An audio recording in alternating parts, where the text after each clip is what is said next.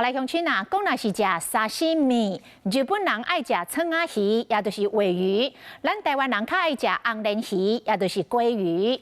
农业部渔业署的统计，台湾一年进口的红鲢鱼3万吨，市价780亿，等于台湾人一年当食掉的红鲢鱼沙西米超过60万片。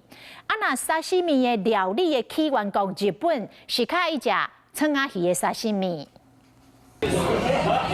日头请爷爷食冰冰凉凉的沙西米，好食个小透有热。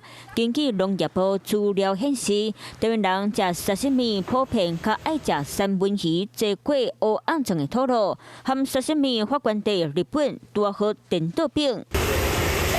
讲实在话，日本人以前未食青的三文鱼沙西米，是1980年代挪威勇士推广，后来外销成长一笔250%，这渐渐伫咧全球普遍化。台湾一年进口3万吨左右，这条上少60万片三文鱼沙西米。上的颜色啦，就很讨喜啊，然后就口感也不错。很多小朋友他比较认识鲑鱼长得很可爱，年轻人喜欢吃鲑鱼，全世界各地的那个需求量很大。介绍含敢有好食，影响市场的接受度。同款摕800块来食，土路大包虽然油脂上济，香味上纯，不过数量上少，敢会当食到大约2片到4片。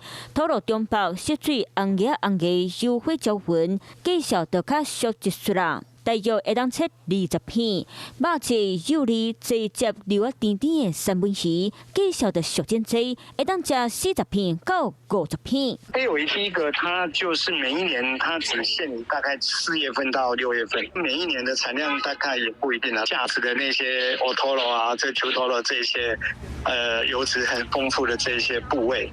所以它价格稍微比较高一点。认真台湾人嘛真爱食乌暗层，不过远洋掠到的大目仔、青仔鱼，拢外销到日本，佮进口到台湾，介绍着贵真济。加上鱼船仔细食，冷冻设备供应有限，较近的海蟹掠到的鱼仔种类嘛无济，品质含数量拢真歹含三文鱼竞争。 Hello， 我是易景，想要抢先掌握最及时的新闻资讯吗？赶快订阅、按赞、开启小铃铛，锁定华视新闻的YouTube频道。